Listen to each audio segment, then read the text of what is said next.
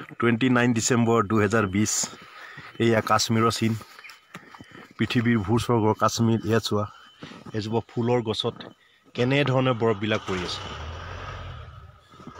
এয়া ফুলৰ বাগিচা দেখিবলৈ পাইছে আপোনালোকে এইডাল এডাল তাঁৰ ইলেক্ট্ৰিকৰ তাঁৰ বাল্ব জ্বলাবৰ কাৰণে টানি থোৱা হৈছে এই তাঁৰডাল কিমান শকত হৈ আছে চোৱা বাকী এইফালে চোৱা বৰফ কিমান পৰি আছে প্ৰায় এফুটমান হওঁ হওঁ হৈ আছে তাত এয়া চোৱা বৰফবিলাক খোজকাঢ়িলে কেনেকুৱা হৈ যায় এই চোৱা এইফালে চোৱা ধুনীয়া হৈ আছে বৰফবিলাক পৰি আছে প্ৰায় পিঠাগুড়ি ছিটিয়াই দিয়া নিচিনা বগা হৈ আছে আপোনালোকে দেখিবলৈ পাইছে এয়া বৰফৰ ওপৰত খোজকাঢ়ি গৈ আছোঁ মই কিমান ধুনীয়া বৰফখিনি বেয়া হৈ গৈছে তথাপিতো আপোনালোকক ভিডিঅ'টো দেখুৱাবৰ কাৰণে মই খোজকাঢ়ি আহি আছোঁ এয়া চাওক এয়া চাওক এয়া এজোপা গছ চাওক ঠাণ্ডাৰ কাৰণে পাতবিলাক সৰি গ'ল এখিলাও পাত নাই ইয়াত এতিয়া মাথো ডালবিলাকৰ ওপৰত বৰফ জমা হৈছে বৰফ লাগি আছে বৰফবিলাক যেতিয়া প্ৰথমতে পৰে আঠা জাতীয় অলপ লাগি ধৰে ওপৰত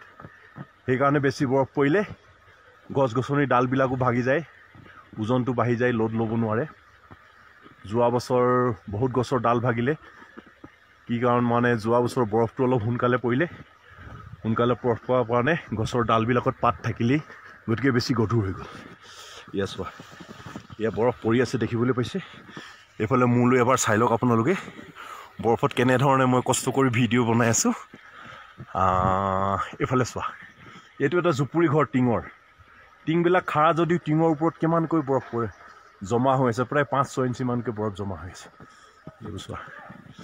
এইবিলাক গছৰ ডালবিলাক চোৱা এয়া কেনেকৈ বৰফবিলাক হৈ পৰিছে বাকী আপোনালোকে চাব পাৰে চাৰিওফালে গছৰ ডালত টিঙৰ ওপৰত এনেকৈ কৰি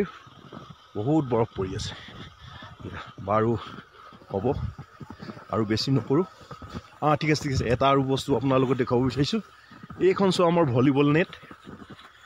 ভলীবল নেটখন দেখিবলৈ পাইছে সৰু তাঁৰ সৰু প্লাষ্টিকৰ ৰছীবিলাকৰ ওপৰত কেনেকৈ বৰফবিলাক জমা হৈ আছে ইয়াকে আপোনালোকে চাই অনুভৱ কৰিব পাৰে বৰফবিলাক কেনেকৈ জমা হয় কিমান পৰি আছে